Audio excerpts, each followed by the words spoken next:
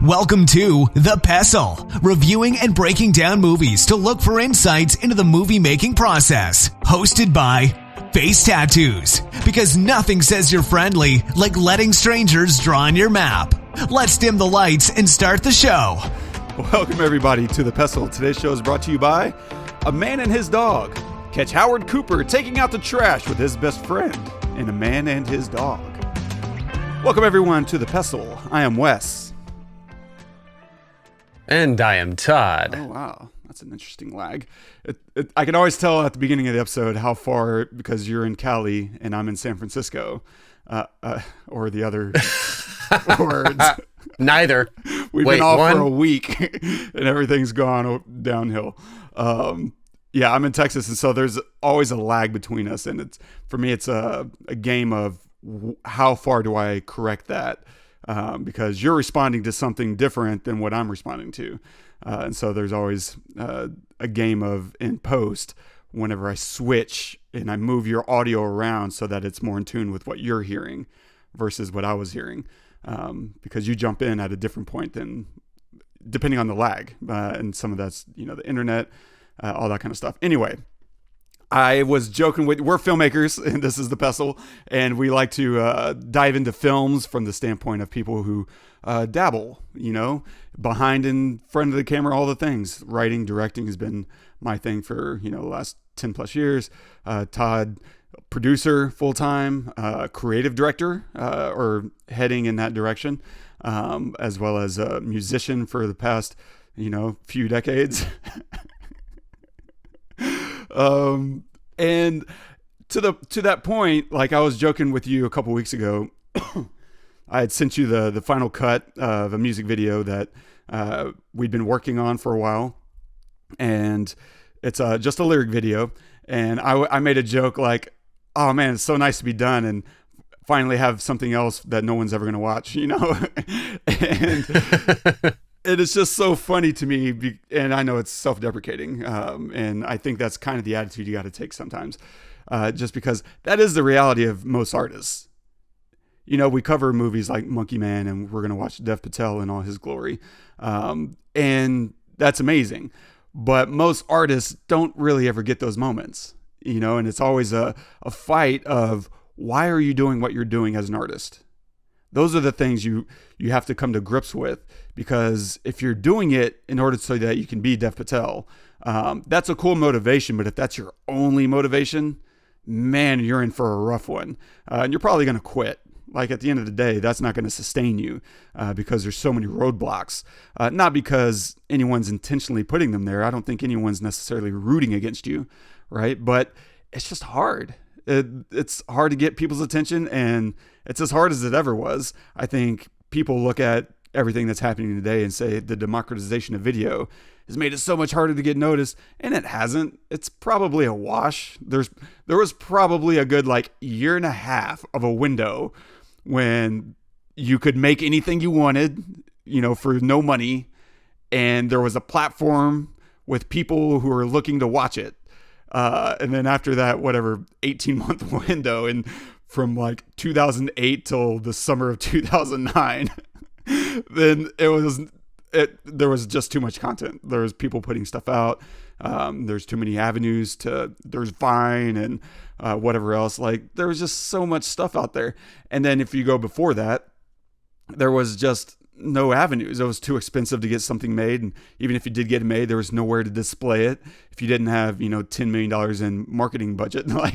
It's always been hard, and it's always going to be hard, but the things that sustain you aren't going to be always the big dream. It's going to be the little moments that you find along the way.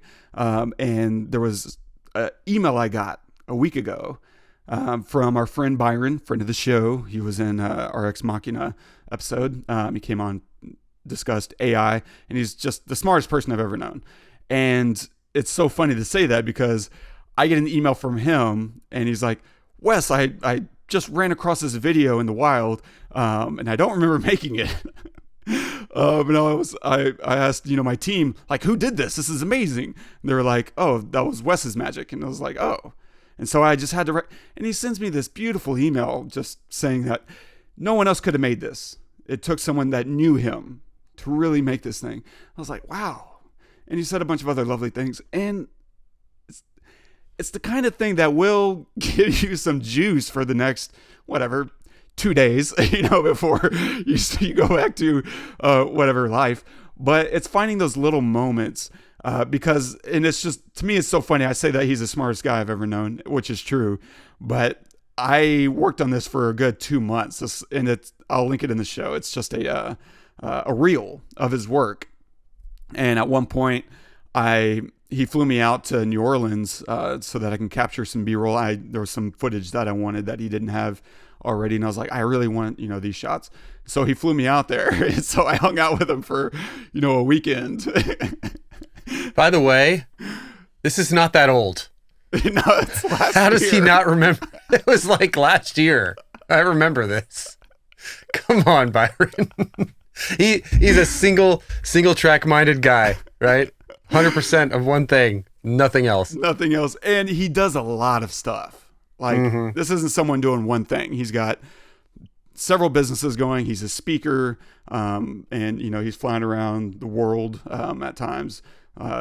You went to India, actually to do a keynote speech, and they loved it out there. And it's just funny because he never knows what kind of response he's going to get. Some people are like, yeah, okay. Other people are like, whoa, this was amazing. And yeah, so it is funny that he would forget something from a year ago that I took 2 months on. Although, to be fair, I only showed him at the very end after it was done. And at the time he wrote, I remember the email he wrote was like, this is like Academy level. I mean, he was being bombastic, but it was like, this is amazing. And he was blown away then. And so for him to run into it again and be like, just captured by it, that's pretty cool. But those are the moments like that you're more likely to get. And just like, we put out this music video and whatever, a few people watched it, like someone reached out to me, Charlie, one of our listeners, he was like, man, and we geeked out over Kanye because part of the inspiration for the music video was Kanye's Through the Wire, and I'll embed it in the show notes if y'all want to go take a look. And then he and I got to geek out over our love of old Kanye videos, and it ultimately ended up with us joking about one of Kanye's own lyrics, like, I miss the old Kanye, and those are the connections and the things you have to be thinking about as an artist, like, what's the satisfaction you're getting? What are the things that keep you going? Like, you put out a new album, like, and you literally have a vinyl for it that you received last week. Like, what keeps you sustained as an artist that, gets you through the all the dry eras, when you're watching friends around you, get put on, get reviews, and, you're not getting anything. Like, no one's recognizing your work. How do you say, you know what, I got to keep going? Oh man. Yeah, it's a good question. I think, for me, it's just, I when I'm done with something, I got to be done with it, and then move on to whatever the next thing is. If that's writing another song, cool. If that's seeing the next movie for our podcast, cool. If it's, take like playing with my kids, that's cool. It's literally moment to moment. Not being single-minded anymore. I used to be, this was everything. It was the only thing that I ever cared about or did. And I was miserable. I was like, not happy because I couldn't find joy in anything else. So I'm just trying to stay grounded and in the moment and do the next thing. And if that's focusing on the record and promoting it and, trying to get some sales going and trying to get some streams going, cool. But not really killing myself about it anymore. And some people, I feel like we're in a culture now that celebrates the all-in mentality. And I do think that has a place 100%. Like, if you want to be the greatest at something, if you want to be the best at something, you have to be single-minded. I'm not saying anything against that. But I did that. I did that for 20 years, and it's okay, but it didn't pan out for me in that way. It didn't like make me happy during. So now I'm just trying to look around me and see what gives me joy. Okay, do that right now. What gives me joy now? Playing my guitar. Okay, do that right now. What gives me joy? Writing a song. Okay, cool. What gives me joy? Eating popcorn and watching a movie. That gives me joy. I'm going to do that right now. What gives me joy? Having dinner with my family. Okay, I'm going to do that. And I'm 100% here. So as long as I stay like that, then I can't get upset about something that I'm more proud of than anything else that I've made besides my children. I really am. Like, I listen to my music. I love my music. I listen to it and I'm like, hell yeah. Jesus, if for some like crazy reason, Dave Grohl were to hear this song right now, I think he would love it, you know? Or if Taylor Swift were to hear this song right now, I think she would freaking love it. Cause I am proud of it. I'm proud of every word. I'm proud of every moment, all the sounds, and nobody can take that away from me. And if I had it to do over again, I'd do the exact same thing, exactly the way that I did it. And it feels so good. I know you know this as a creator when you write a script and you go in and you're like, I know exactly what I want this to be, and then you get it done. And there's nothing that feels better than knowing that you did everything that you possibly could to make it what it needed to be in your head. And whatever it turns out to be, fine. Like, there were plenty of moments on this record that I did not plan for, nor did I want at the beginning of this. And I was like hesitant to try. But because of the people I surrounded myself with and the way that I let go sometimes, it turned into something that I could never have done myself. And I just freaking love that. And I think it's the same with your films and stuff and all the stuff that you create. So yeah, I mean, I just try to stay in the moment. Don't think too far down the road, and do whatever gives me joy. Dude, great advice. Speaking of joy and delivering it in full force, what are we covering today, man? I don't know how you do it. Today we are covering Dev Patel's Monkey Man. So if you have not seen it, please pause this episode and go watch it, because we're going to spoil a bunch of stuff. Yes, sirree, Bob. We'll look at some of the cinematography, the camera work and visual motifs, as well as some of the story and writing, the emotional engagement, and other such stuff and things and stuff.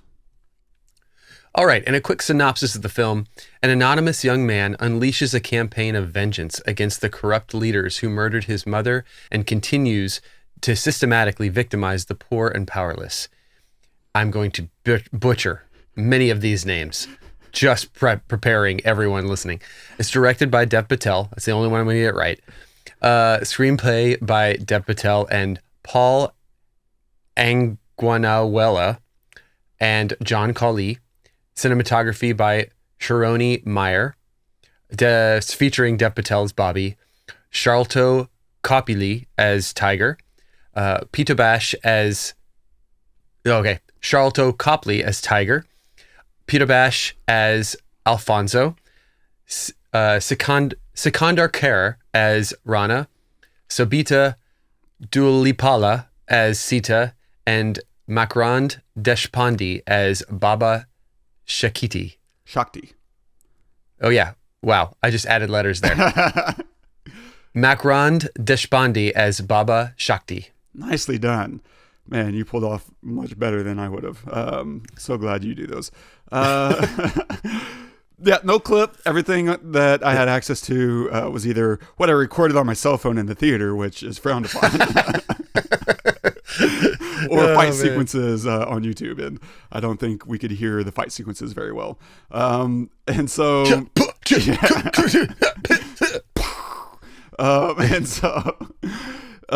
what do you think, man? Dev Patel steps in as a partial writer. This was his story, and he co-wrote it. And by the way, the screenplay is structured, it sounds like he did the first pass, wrote the original script, and then had other people either rewrite or punch it up. But he directed this. He starred in it. That's a lot. That's a lot on one's plate. How'd he do, man? So, let me start with the thing. I don't fully know where to start. Okay, so I think if you're going into this movie expecting some kind of new story, you're not going to get it, and you'll be upset. Honestly, I think it's very much, and it's been compared to this online that I've seen since, and I think we kind of like knew it watching the film. That it's compared heavily to John Wick, right? I mean, I think that the lighting, the settings, and stuff are very similar. The fighting styles, the purpose, right? The vengeance and everything. The suit at the end. I don't think that it was supposed to be a John Wick version of it. It's an actual story. Like, it's an actual Indian story that was turned into a film. That just happened to coincide a lot with John Wick. But I think we also like this kind of story. We like this kind of like beating the man, this like very strong and powerful upper echelon who, lives in this tower, literally, that we can't reach, extending ourselves up there, our hero extending themselves up there at not caring if they die, like having there's nothing that they can lose, kind of thing, giving everything to then come out victorious in the end and destroy the man, right?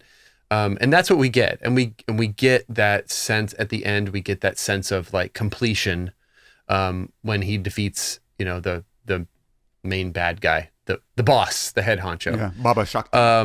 Baba Shakti, yeah. And I will say that the fight scenes, to me, and I think that you agreed, we talked about this because we actually watched this film together for a change. Because I happened to be in Austin last week, and I was like, let's go to a movie, of course. So I think that the fight scenes are way better than John Wick. There's never been a fight scene in John Wick that I've seen, in any of the John Wicks that I've seen, that are better than the fight scenes in this film. That kitchen fight sequence. Dude, I don't know. That one scene, it was the entire movie for me. That one scene, I'm like, okay, everything has led up to this moment. Yeah.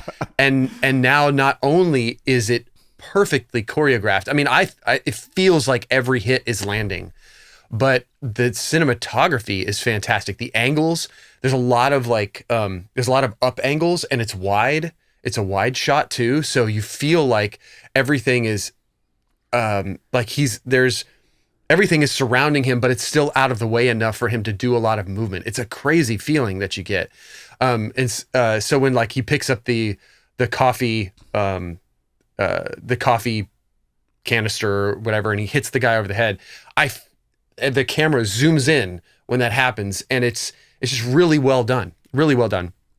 And Dev Patel is an action star. That guy, I don't know if it's, what I felt was his quick movements were so pointed and perfectly timed that it really felt like he was dodging things. Like if someone was trying to do a sweep and he picked up his foot, he'd pick it up and put it down really fast. It wasn't just he picked it up.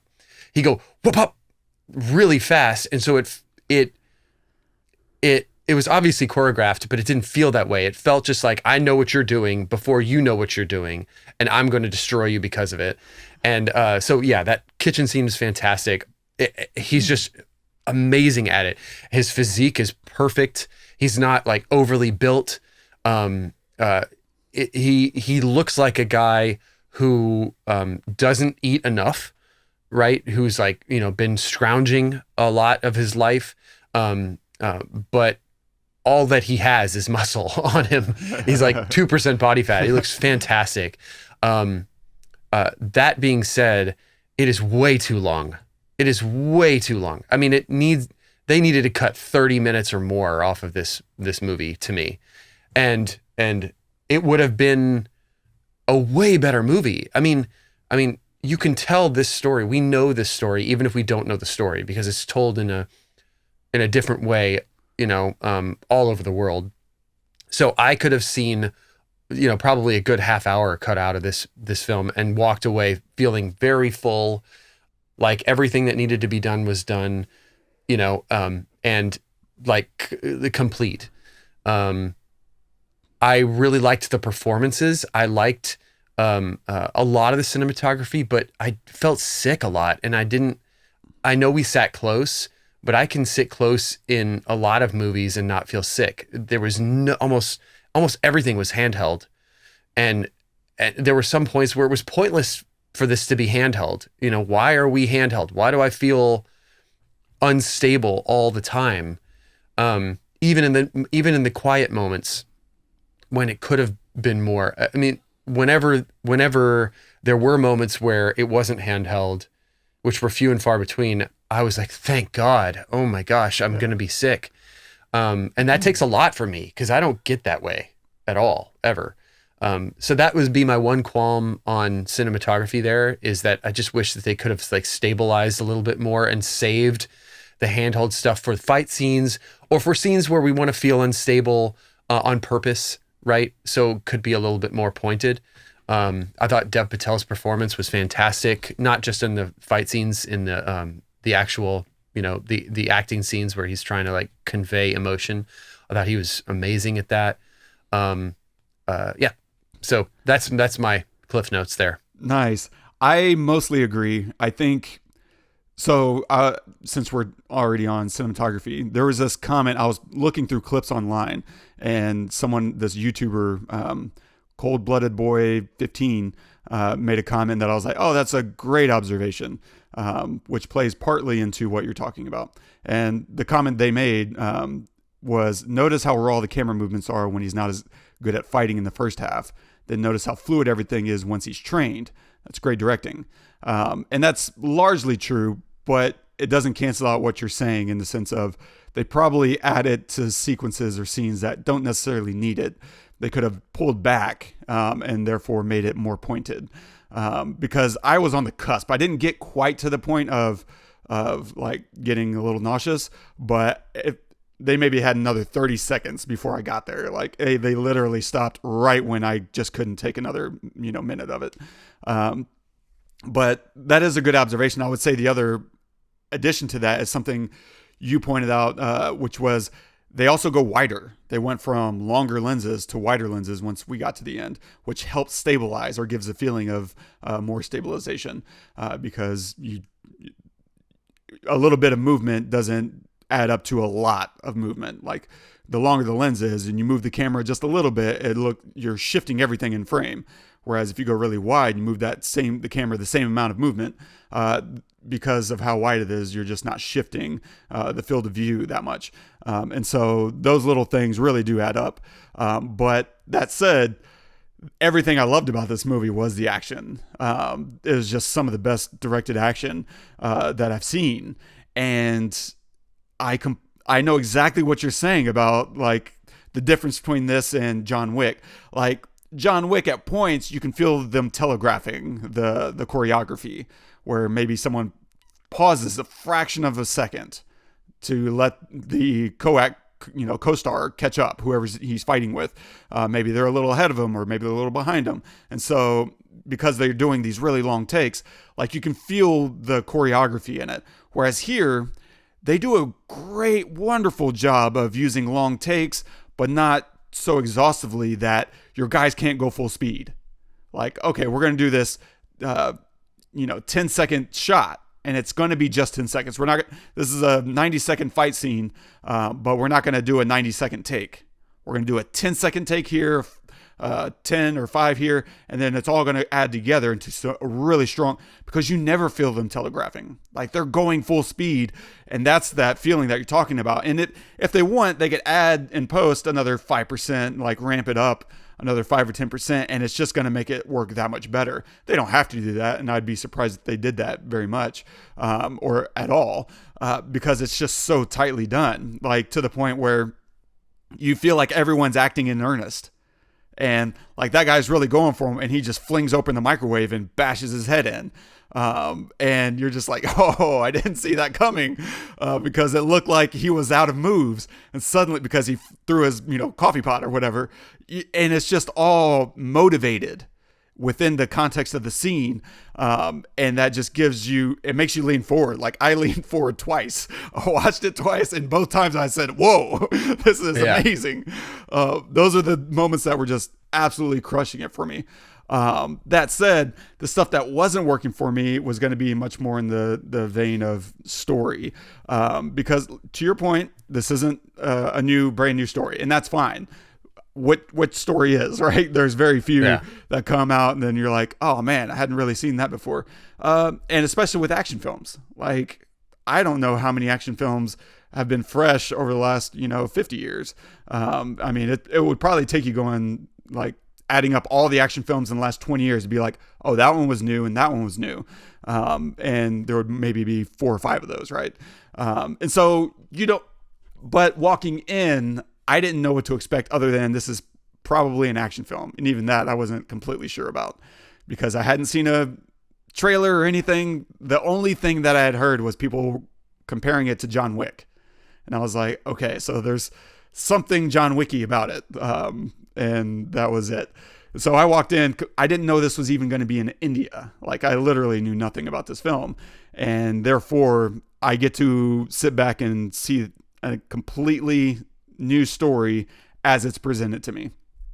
And maybe that was to its detriment. Maybe going in knowing something or having seen a trailer, I might have enjoyed a little bit more because there's just not that much emotional engagement. And I think that's because there's a lack of stakes in the film. Stakes are what happens if someone doesn't accomplish what they want. And if he doesn't get what he wants, there's really no big immediate consequence. Like the things that are happening, I guess, keep happening. But the only thing that's really keeping us engaged is that we like Dev Patel. Beyond that, it's just, there's not a lot to go on. There's no big setups. And this is a tricky thing because if you go through half of our episodes, you would hear us talk about how we really don't like exposition. And it's not that we don't like exposition. It's that we don't like poorly done exposition. Right. And that's such a fine line to walk because this movie is giving you an opportunity to discover and to watch and observe. But there's just not quite enough information doled out in a way that makes you lean into and care about the character. Bobby, or Kid, as he's called in the credits. Bobby is a fake name that he gives himself, right? That's Bobby's bleaching powder or something like that. And so to that end, like they don't tell you anything about this character. They give you hints, and those hints are supposed to be enough to sustain you and to at least understand why he's doing what he's doing. But it's not enough to make you care about why he's doing what he's doing. And so the first, half hour of the film, we're watching him go through the motions of track down someone. And when he's finally in the office and he sees the picture on the desk of this guy and you do these quick flashbacks, you immediately know, okay, this is a revenge story. Because again, I didn't know that coming in. It's like, okay, so this guy did something to him. He hurt him somehow. Cool. But that's not enough. It takes until you're halfway through the movie before you get your big emotional payoff or setup, whichever one it is. At that point, it's not even clear. And it is strong. Don't get me wrong. Like you go back and you see him as a kid and you see this tyrant going through and burning down his neighborhood and then brutally killing his mother. You know what? That I was definitely all in, emotionally in that moment, but it wasn't enough to then keep me, I guess, emotionally compelled through the rest. Because beyond that, that was done. Now, what else is there that he's really, that's relying on him? There's really nothing. And he comes into this community, right, which is this beautiful community of outcasts. And I love the imagery that they're using here. It's very inclusive, and I love the use of combining Shiva with, was it Parvati? Sorry, I'm not intimately familiar with all the Indian gods and deities, but they combine in the statue these two gods of war and peace, And I love that imagery, that's then reflected into one of the characters, this trans person. And it's, I think, invoking this question of, can you have one without the other? Can you have peace without war? Can you have love without war? Are these things necessary in order to get the other thing? And in this movie's point of view, you do need both, because that's ultimately the way it plays out, right? That's a great community. It's just never clear that they're relying on him. In fact, it feels the opposite. And this is what I mean by stakes, that he needs them. There's stakes for them, but there's no stakes for him, because ultimately they're not relying on him. They go to support him. They show up in his time of need, and that's great. But it's not the way you want to set up your stakes, I think, if you want to have more emotional investment, because you get to the end and he kills Baba Shakti. And even that sequence is brutal and bloody, which is fine, but it also undercuts the stakes once again. You never feel the danger for Bobby. You never feel that he's at risk of not achieving his goal. The closest you get with that is, the halfway mark whenever he fails his mission, right? He can't pull the trigger, and then he pulls it too late, and then it becomes this fight, and that's a really awesome escape sequence. But ultimately, that's the closest we get to, he's not going to achieve his goal. And even then, the stakes are just that he dies and the movie's over. That's not enough to really push you forward into the end of your film. And with that, his transformation felt a little unearned, because there's this really nice music montage, right? And you had that communal element to create a sense of internal change, which is good, but hitting a punching bag doesn't feel like an incredible skill set that ultimately reveals why he's able to now do these things he wasn't able to do before. And then ultimately, it didn't feel like his big hurdle was emotional or communal, which they are, but they don't set that up. It's just revealed that he needs these things, not him understanding or feeling the lack of these things in the first half of the film. And so he gets a payoff that was never set up in the first place.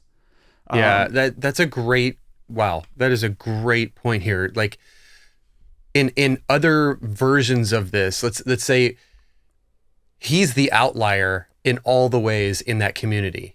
You don't see, first off, why is there a punching bag there? No one else looks like they've ever hit a punching bag ever in their life.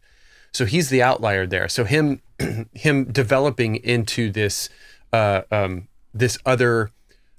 developing this other part of him that gives him strength is less about him punching a bag and more about him embracing the attitude of this community that lives in a place that doesn't want them, happily finds joy in this place where it's almost impossible for them to find joy together, right? And he doesn't really do that. He just strengthens his ability to punch, to fight, which is, well, at the time we don't know that they're able to fight. We find out later that they are, but we don't know that, we just see them cheering him on. Mm-hmm.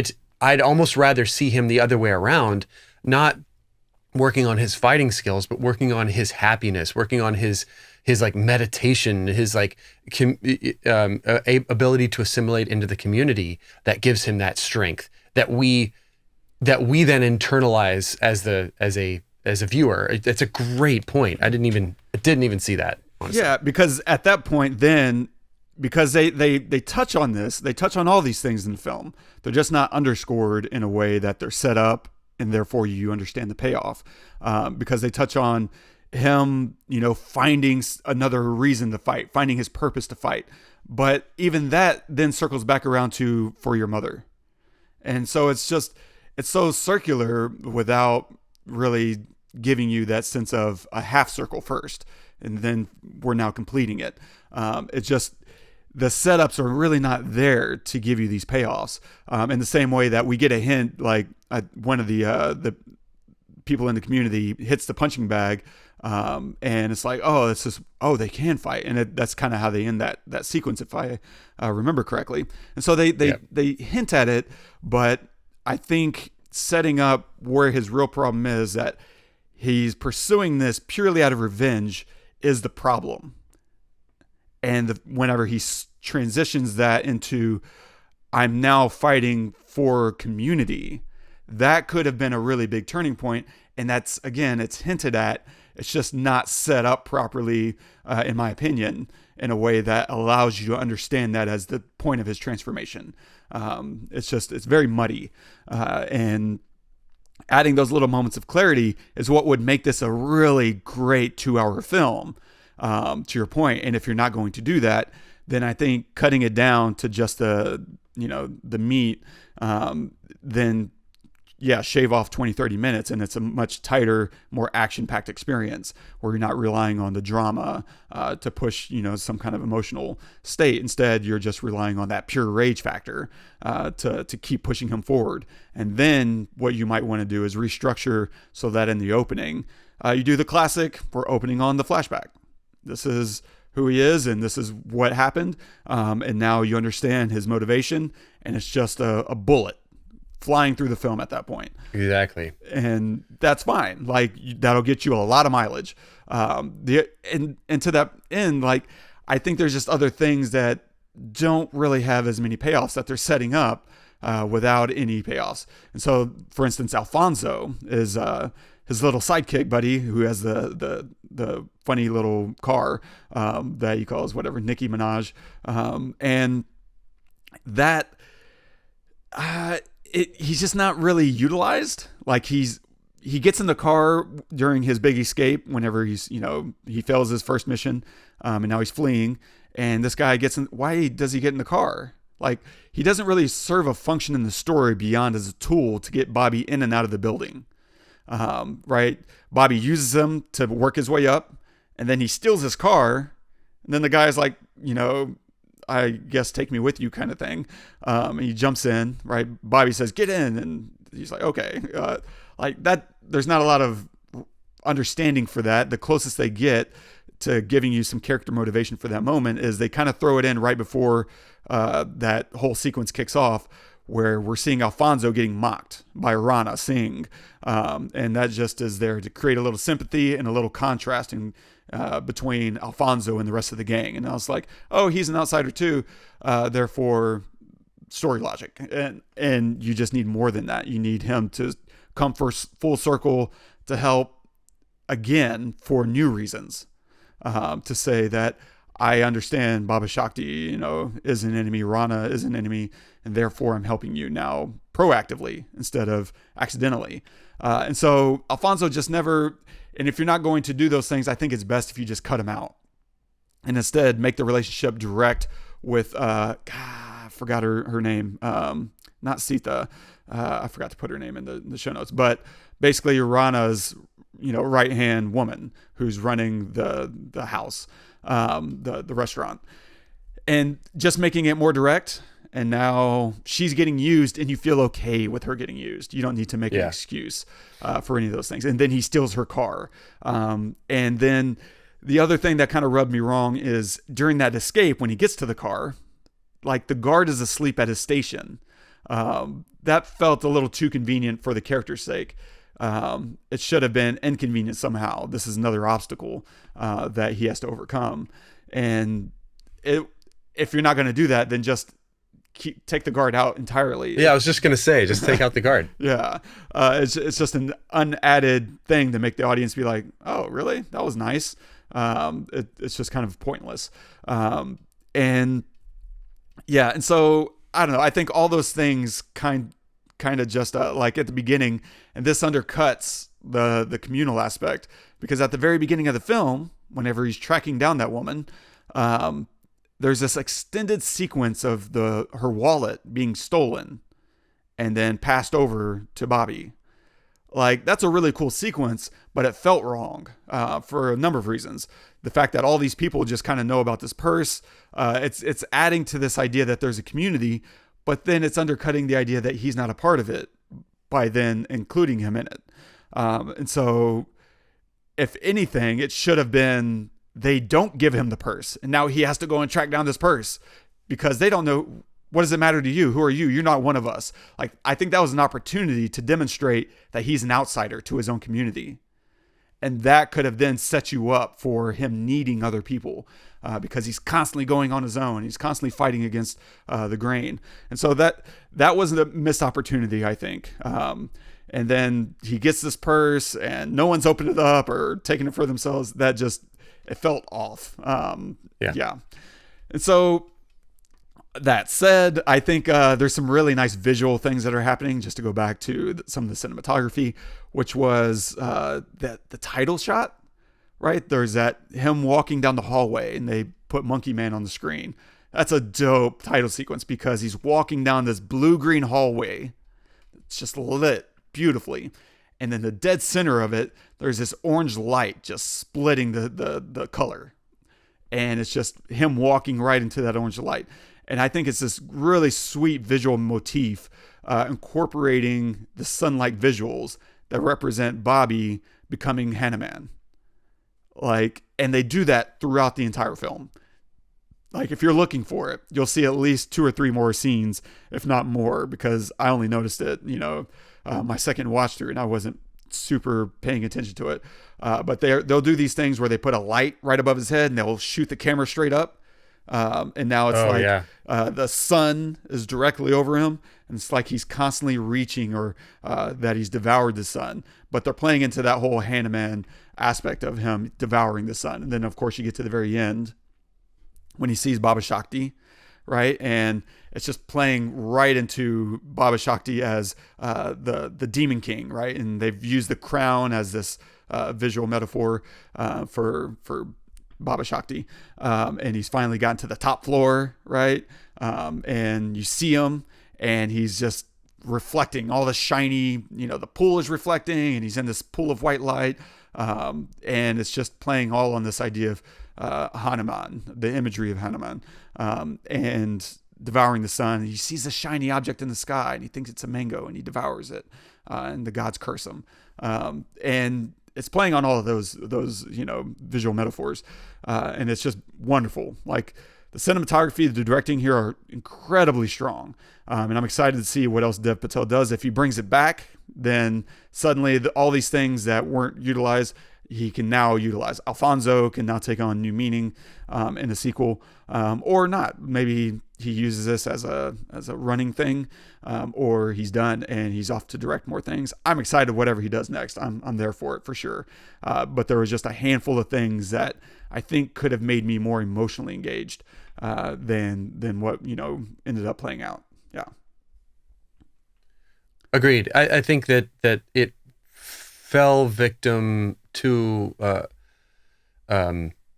little bit of kind of like a Bollywood style in Hollywood, in some ways too. I think the length is part of that. I mean, if you there's a lot of Indian films that are just really long and they're well done and stuff, but they're really long, and some of the dialogue too is like very direct and on the nose, and it's almost it's just too much. It's like, no, let's be a little bit cryptic and treat the audience a little bit like they you don't need to drag them along with you. Let them come to you, kind of thing. And they don't.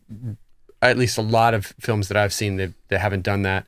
And I feel like this fell victim to that in some ways, which is interesting because I just looked it up and it wasn't released in India. And they said the reason was because of it's calling out a lot of the politics. Like the fight against the man kind of thing. But I think it's a great first stab for Dev. And yes, I agree. Whatever he does, I'm gonna watch it. I love that he was in it. Like, it would have been not worth watching to me with someone else. I think that he's just a freaking powerhouse of an action star. And this movie got good when he got good at being an action star.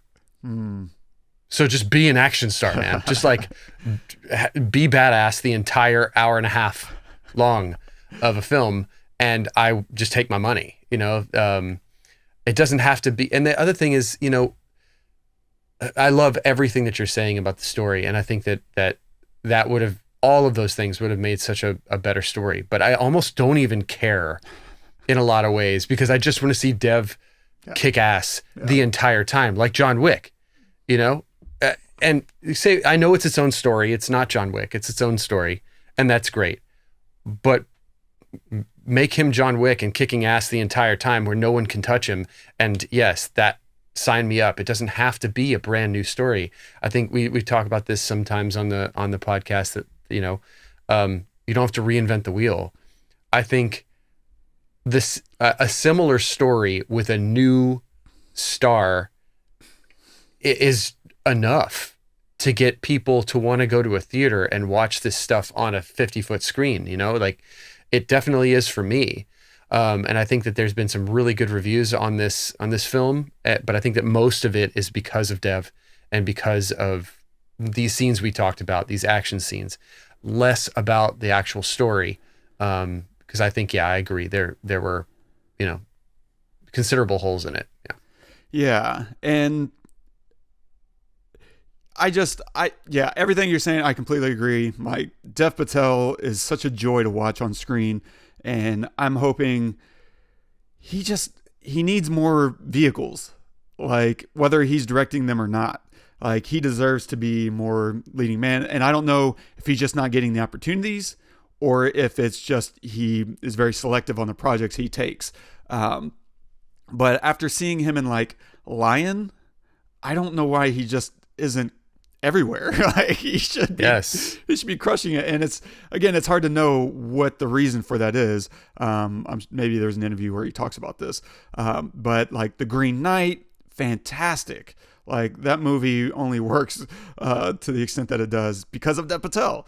And I want more Dev on screen as my cry. The more Dev Patel I can get, the happier I'll be. Especially in movies, like I'll take him in series. Like I know he's in The Newsroom and he's great, but it's not his vehicle, you know? Yeah. And so the more, give me more Dev, give me directing and just acting and starring and kicking ass, because I didn't know he had that in him. And seeing it afterwards, I can't unsee it. I can't unknow this knowledge. It's a great way to put it. Yeah. He can't do any kind of rom-com now. Yeah, you know? Right. He's like Liam Neeson. Like I don't, you can't love human beings. You're just there to kill people. Right. 100%. Yeah. So I think that's basically all I got. Cool. Nice. So what are you going to recommend this week? This week I just finished, and we talked about it before this episode, I just finished Fallout on Amazon Prime Video, which Jonathan Nolan had a hand in. Did he write it?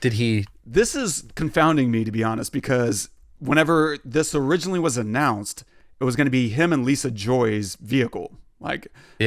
And then once you get into the show, it gives a created by to two other people. And so I don't know if that's just them playing more of a producer role, but everything leading into that, it sounded like this is their thing and they are writing it and they're behind it 100%. And so I don't know if it's them being kind and trying to help, you know, two other people, rise in the industry, who clearly deserve it. But yeah, so I'm not entirely sure. I do know that, they were the ones who were announced and attached to it during the early announcements for it. Gotcha. I mean, they're in the credits too at the end of every episode, so I can't remember what it was, if they produced it or what, I don't know. But it's a lot of fun and it's really great, and I don't expect that on Amazon Video, honestly. And it's shot very, very like a movie. I can tell they're using anamorphic lenses, and a lot of like the scenes that are not obviously CG of like the landscape and everything, and like the scenes in the bunkers and stuff. I can tell because like there's one shot of these people, they're sitting at a desk and they have a name tag in front of them and it's out of focus, but everything in the center is like in focus, and it's like it's just shot really cool, really well. It feels like a movie every single episode. The acting is great. I didn't play the video games, so I can't even speak to how close they are, but I've heard that it's very close, and it's very it like pays an homage to the games in a really great way. I feel like the set design is incredible. It's like out of this world. I'm just watching these sets and I'm thinking, this is big budget Nolan set, Christopher Nolan set, which makes me think, oh yeah, it's Jonathan. Yeah, there you go. There you go. His big brother influenced him or whatever. His big brother, little brother, I don't know. Anyway, fantastic. If you have not seen it, you should go watch it. There's 8 episodes, I think, and it's a lot of fun. It's graphic at times, so I would, especially the beginning. So just be ready for that. But yeah, it's a lot of fun. Completely agree. Like, yeah, I've played Fallout 3, 4 in New Vegas, and I'm currently going back and playing the original Fallout 1 from like 1997.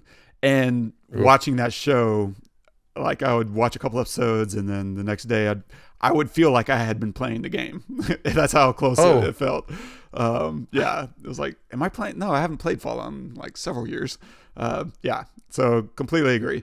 I'm going to recommend another film that was shot by the same cinematographer, Sharone Meir, and it's called Mean Creek. It's from almost 20 years ago, or actually 20 years ago. And this is it's got a ton of stars that would come to be stars, and or at least from what I remember. But it's another revenge film of a different kind. This is kids. It's just kids who aren't very nice to each other. And it's incredibly dramatic. It's a very indie kind of film. And so strong. It's a strong film. It's hard to talk about it without giving everything away. So check that out. I'm sure it's probably streaming somewhere. Although it might be buried at this point. Who knows? It wasn't a big hit when it came out. It was kind of well known by people like us. So if you haven't seen it, I highly recommend it. It's an interesting film. And stay tuned for next week. Oh, we have an art spotlight, but we already talked about it. Go check the show notes for the Mad Valley lyric video, Take It All. And you'll see. Let's not glaze over it. This thing was awesome. You hand drew every frame like the AHA video back in the day. And it just is the first time you showed it to me, it blew my mind immediately. And this was just the first, few seconds of it that you showed me. And I was just like, oh my God, this is what you're doing. This is insane. So much time, so much effort. It is so fun. And I'm not even, it's my song. I don't even care about the song. I'm just like, this video is so freaking cool. Amazing job on that. Thanks, man. Yeah. So 2 of the videos that I've always wanted to, pay homage to is Kanye's Through the Wire. Since the moment that came out, I was just blown away. At the time, everything that was coming out as far as rap videos was very like Hype Williams 90s style, like big flashy cars and hot girls in bikinis and it just in gunplay, like all these kind of gangster motifs, and that was fine. I mean, I enjoyed those videos, don't get me wrong. But whenever someone else comes and does something completely different and it's artistic and it's not trying to be all this bravado, it's very humble. And what it's telling the story of Kanye finally becoming Kanye. And as someone who couldn't get a shot, and he finally makes a breakthrough. And the breakthrough is him almost dying.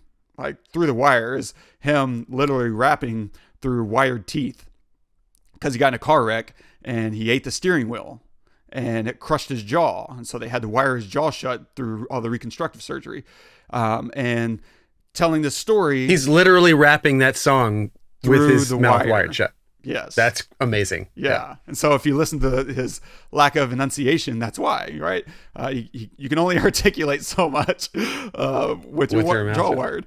And so he made this music video of telling his story of becoming a rock, member of Rockefeller, Jay-Z and Dame Dash's, label.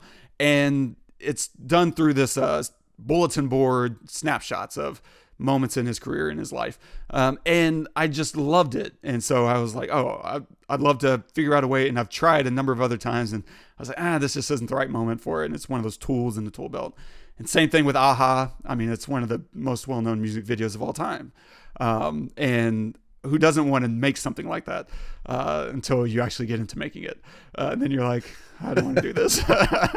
No, but it was actually really fun. I got to vibe out, like playing movies. I watched so much time to do it that I watched all of the Lord of the Rings extended editions. I went through all of Game of Thrones, rewatched all of that. And watched, the first 2 or 3 seasons of The Wire, and a bunch of other things. Like I watched so much TV in the background while I was, drawing those frames that you see during the choruses. And yeah, I mean, it was just, it's bonkers. And the hard thing, and I think this is the case with all art when you're making something. The hard thing is when you get close to the finish line. Like, Todd, I know you haven't run any marathons. I've run so many. And for me, the hard part of running the marathons is... Plural. I ran one.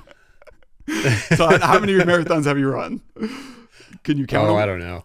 A lot. It's so many he 10. can't actually count them.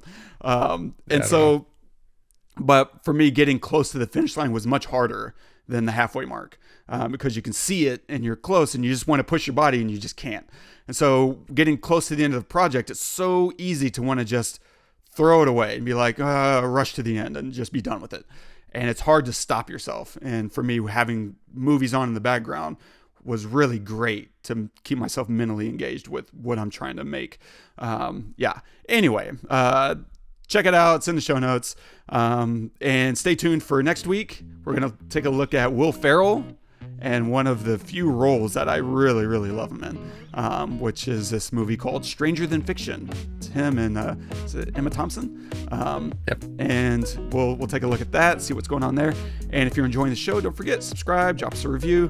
Let us know if you're enjoying what we got going on. And if you want to comment on this episode, you can do that at thepestlepodcast.com/monkeyman. And the quote of the day today is very apropos from Keanu Reeves. Grief changes shape, but it never ends. That's hard, man. That's hardcore. It's so accurate. And I think this is a great choice that you made describing this film, because that's how I like kind of felt at the end there of like, okay, now what? You know, he kills Baba Shakti. Now what? You know, and then he collapses. That was a good ending. You know, I thought that was a pretty strong ending. But yeah, what a great quote, man. Yeah, and I think most people know everything Keanu has gone through in his life, and it's like, man, that's reassuring as a human to be like, you know, it's okay. Some of these things don't go away. Those are scars, right? That's okay. That's a part of the experience, and you carry those things with you, and it's okay to do that. Yeah. Strong. Wow. Good on you, Keanu. All right. Thank you guys so much for joining us. I had a great time talking about Monkey Man. Man, you had some great insight, Wes. Thank you so much for that. Make sure to subscribe, review us wherever you get your podcast, share us with your friends. If there's a film that you'd like to see us pick apart, we'd love to hear from you. Let us know. Who knows? Maybe we'll cover it. Until next time, I'm Todd. I'm Wes. Go watch some movies.